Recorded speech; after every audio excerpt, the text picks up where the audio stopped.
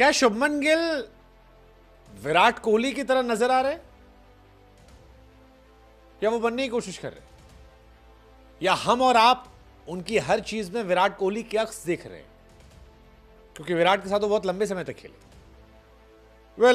Social media पर India versus England series में अनगिनत ऐसे लम्हे आए जहां पर बहुत सारी तस्वीरें वायरल हुई जिसमें जो काम विराट कोहली करते थे एग्जैक्टली वैसे ही वो काम शुभमन गिल कर रहे हैं। आप बहुत सारी तस्वीर उठा लीजिए, आप कैप्टेंसी करते वक्त स्लिप्स से उनके बॉडी रिएक्शंस को देख लीजिए, वही एग्रेशन है जो विराट दिखाते थे। आप उनकी बैटिंग में देख लीजिए, कैप्टन के तौर पर उनकी जो स्टेटमेंट है वो देख लीजिए, बॉडी मूवमेंट देख लीजिए, या फिर जिस तरह से शुभमन गिल इंग्लिश खिलाड़ियों पर चढ़ रहे हैं, लड़ रहे हैं, वो पुराने समय में इंडिया वर्सेस इंग्लैंड सीरीज में विराट कोहली की एग्रेशन और फाइट की याद दिलाती। लॉर्ड्स टेस्ट मैच में तीसरे दिन हालांकि पूरा दिन बड़ा बोरिंग था। इंग्लैंड बेसबॉल नहीं खेल पाई, इंडिया तेज तर्रार नहीं खेल पाई, लेकिन आखिरी कुछ लम्हे सिनेमा थे। इंडिया ने 11 रन पर 4 विकेट गंवाए और इंग्लैंड जो है वो बल्लेबाजी करने आई।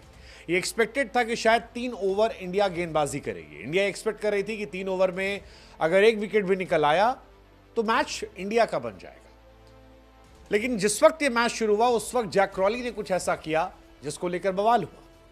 जैक क्रॉली, जिन्हें बैटिंग करनी शायद नहीं आती है क्योंकि बहुत दिन से उनको बैटिंग करते हमने देखा नहीं है, वो इस दिन थोड़ा डरे डरे नजर आए। काफी ड्रामा रहा। 387 पर इंडिया ऑल आउट हुई थी और बुमराह गेंदबाजी शुरू करे। जैसे ही बुमराह ने रनअप लिया पहले ओवर में पहली गेंद पर, वहां से जैक क्रॉली का हिसाब किताब शुरू हुआ। पहली बॉल डॉट, दूसरी बॉल सिंगल, तीसरी बॉल पर जैक क्रॉली ने क्रीज छोड़ दी।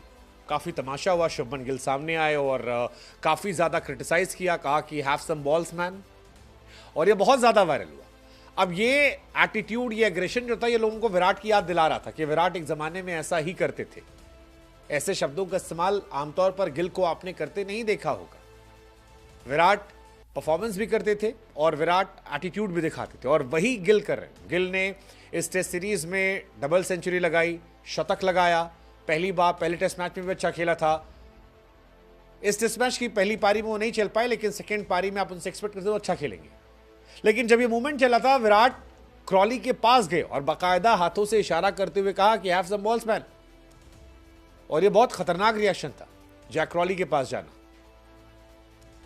उसके बाद जैक क्रॉली एक बॉल और खेलते हैं और उनके हाथ पर लगती है। जैक क्रॉली ग्लव्स निकालते हैं और एक्चुअली वो टाइम वेस्ट करना चाह रहे थे। जैक क्रॉली चाहते थे कि थोड़ा टाइम और वेस्ट हो जाए ताकि जो 3 ओवर है वो ना हो पाए। ऐसी हरकतें अक्सर प्लेयर करते हैं डिस्ट्रैक्ट करने के लिए या बढ़ाने के लिए। कई बार बैड लाइट में आपने देखा ये होता है। इंडिया ने भी किया था T20 वर्ल्ड कप में, ऋषभ पंत जानबूझ के बीमार पड़ गए थे। लेकिन जैक क्रॉली ने जब दूसरी बार ये किया तो फिर शुभमन चढ़ गए और जबरदस्त तरीके से चढ़े। चढ़ने के बाद काफी ज्यादा तूतू में हुई, पहले जैक क्रॉली से, उसके बाद बेन डकट से, और इसीलिए हमारे मन में बार बार सवाल आया कि क्या शुभमन जो है वो प्रिंस टू किंग बनने की तरफ है। हालांकि सीरीज में शुभमन गिल ने प्रिंस से किंग का सफर शुरू करना कर दिया, क्योंकि विराट कोहली का जो इंग्लैंड सीरीज में सबसे ज्यादा रन बनाने का रिकॉर्ड था वो तोड़ दिया है, और अब वो विराट के एग्रेशन की तरफ भी बढ़ रहे हैं। बहुत सारे लोग ये मान रहे हैं कि Prince on the king path, मतलब हालांकि कई लोग ये कह रहे हैं कि अब इमेजिन करो कि विराट कोहली भी यहां होते और वो गिल के साथ होते और फिर दोनों चढ़ते तो कहानी अलग होती। बट जिस तरह से जैक क्रॉली के ऊपर से वो चढ़े, लोगों को विराट याद आए। बेन डकेट ने भी कोशिश की और वहां पर भी काफी ड्रामा हुआ। अंपायर भी ऐसा लगा कि मूड में थे। राहुल ने कोशिश की दोनों को संभाला जाए। बाद में केएल राहुल ने कहा भी कि जो ग्राउंड पर हुआ वो ग्राउंड तक की कहानी है। बट ये एग्रेशन इंडिया के लिए काफी इंपॉर्टेंट रहा। अब ये एग्रेशन इंडिया को जोड़ेगा या फ्रस्ट्रेट करेगा, ये चौथे दिन की कहानी है। लेकिन गिल इज न्यू विराट कोहली, ये काफी ज्यादा आज चर्चा के विषय में रहा। हिस्टोरिक वेन्यू था, इस हिस्टोरिक वेन्यू पे विराट ने भी रन बनाए थे और गिल भी बना रहे। परफॉर्मेंस बड़ी है। विराट भी यंग कैप्टन थे 25-26 साल की उम्र में, गिल भी वही, और इसीलिए शायद लोग कह रहे हैं कि prince following the footstep of Virat Kohli. Anyways, 5वां दिन, चौथा दिन काफी इंपॉर्टेंट रहने वाला है और चौथे दिन पर हम सब की निगाहें हुई कि सुबह क्या होता है, क्योंकि शाम को इंडिया को जो 2-3 ओवर नहीं मिले उसका नतीजा सुबह दिखाई पड़ेगा। हो सकता है कि सुबह जब मैच शुरू हो तो एक बार फिर एब्सोल्यूट सिनेमा जो है वो दिखाई पड़े। वैसे भी बेन डेकेट ने ऋषभ पंत को चढ़ाया, ऋषभ ने बेन डेकेट को चढ़ाया, जैक क्रॉली के साथ ये हो गया। इंडिया को भी टेस्ट करना है, इंग्लैंड को करना है कि क्या वो मैच जीतने जा रहे हैं, ड्रॉ करने। इंडिया विकेट लेने जाएगी, हो सकता है इंग्लैंड शायद रन बनाने जाए। क्या इंग्लैंड 450 बना के डिक्लेयर करेगी या बेसबॉल को छोड़कर टेस्ट मैच बचाने की कोशिश करेगी? क्या 450 बने तो इंडिया चेस करने जाएगी या ड्रॉ करने जाएगी? जो भी है, अगले 2 दिन एब्सोल्यूट सिनेमा होने वाले हैं और हम और आप इसे मजे से देखने वाले हैं। बाकी आज का मैच बढ़िया था, 376 पर 6 थे, वक्त बदला, जज्बात बदला, हालात बदला, 387 पर हम ऑल आउट हो गए।